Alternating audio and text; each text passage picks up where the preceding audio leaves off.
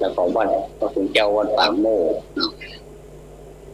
ที่ฟังรายการนี้อยู่เจริญพรคุณโยมที่สมัยนอกเจ้าสาเจ้าเจริญพรแล้วก็ท่านผู้ฟังทุกท่านตายได้ขอว่าอยู่ที่ไหนเนาะตายว่าตายกันละอยู่วัดอาจารย์สมาธิเจ็ดยอดพระอารามหลวงผมอยู่สุโขทัยเนาะตอนนี้อยู่จังหวัดสุโขทัยตำบลอย่างครับตำบลอย่างท่านตำบลอย่างยังหมูเดี๋ยวนี้อันในบ้านสามหลังเนี่ยบ้านสามหลังอำเภอทุ่งเสลี่ยมจังหวัดสุโขทัยครับทุ่งเสลี่ยมเหรอสีสำโรงก็ทุ่งเสลี่ยมนี่เป็นคนเมืองเราครับเป็นคนเมืองอู้เมืองเราเนี่ยครับถึงแม้ว่าจะเป็นจังหวัดสุโขทัยแต่ว่าอู้เมืองในส่วนของบ้านทุ่งเสลี่ยมนะครับถ้าสีสัชนาลัยนี่ส่วนมากจะเป็นคนภาคกลางเนาะแต่ทุ่งเสลี่ยมนี่เป็นคนเมืองวันนี้นะบ้านเฮาฝนตกแล้ว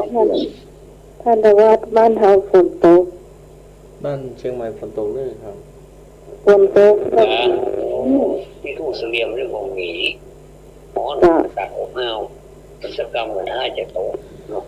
เชียงใหม่ตกชั่วโมงสักครึ่งชั่วโมงมาครับอ๋อครับพอดีเราดูครับดีละเย็นอากาศรู้สึกมันความกดอากาศร้อนอบอ้าวขนาดนี่ขนาดอยู่ในนี่เปิดพัดลมทุกตัวเลยนี่ก็ยังอากาศยังอบอ้าวรับตัวยังไม่ได้เดือดสักตอนนี้แล้วยังม่อยรับละเดินทางไกลเนาะคงจะขออนุญาตทักทายเจ้าอีก่อนเนาะว่าอยู่สุขสบายดีเนาะขอนิมนต์อาจารย์ดำเนินการถามปัญหาธรรมะต่อพระพุทธเนาะต่อไปผมคงจะสะดวกเท่าไรนักเนาะครับผมกับอาจารย์คุณอาจารย์เรียบร้อยรับพื้นนะครับครับผมขออนุญาตเนอะเรื่องที่สมัยขออนุญาตเนอะวันนี้ไปอยู่สุโขทัยคุณแล้วไว้สาเจ้าครับรักษาสุขภาพนะครับผมเจริญพรถ้าคือได้อะไรนี่จะโทรมาไปเจออะไรเนาะอ๋อครับผมตัวรบกวนนั้นเพื่อนที่เพื่อนนอนด้วยกันมี3 ลูกเพื่อนดังในโบสถ์เนี่ยขออนุญาตแค่นี้ก่อนนะครับขอบคุณครับเจริญพรเนอะเจริญพรตั้งครับผมนมัสการพระอาจารย์ครับถึงมาแบบชาใหญ่เลยเดี๋ยวนี้ตกหน้าเกลียดเราสำเร็จไปแบบนี้ดีนะชาติเปิดโทรศัพท์ไว้นะจ๊ะก็มาอันนี้ออกด้วยสำนักสัญจรเพราะว่าโทรศัพท์น้องใหม่นี้ต้องเสียบไฟนะจ๊ะถ้ามีไฟได้ใช้ได้มันไม่ได้ใช้โทรศัพท์หมดแล้วอันนี้กล่องโดยต่อแต่มันสั่นฟ้าหมดร้องเลยเนาะแต่ถ้าไฟดับมันเล็กเลยนะแล้วหมายเลขโทรศัพท์ที่คุณผู้ฟังจะโทรเข้ามาได้แล้วก็ได้สมัคร0538104062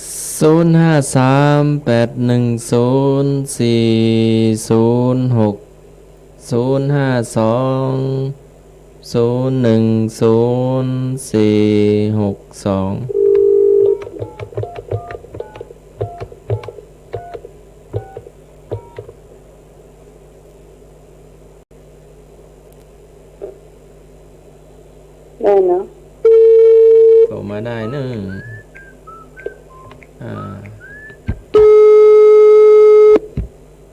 ติดได้ทั้ง3 เบอร์เนาะแต่เบอร์0นั้น 53226058โยมมีสมัยอยู่ในสายเนาะ เจ้า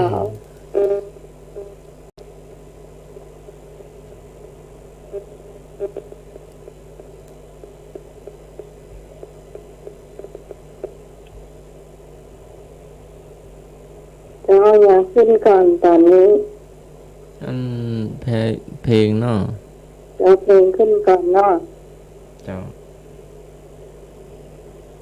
คุณผู้ฟัง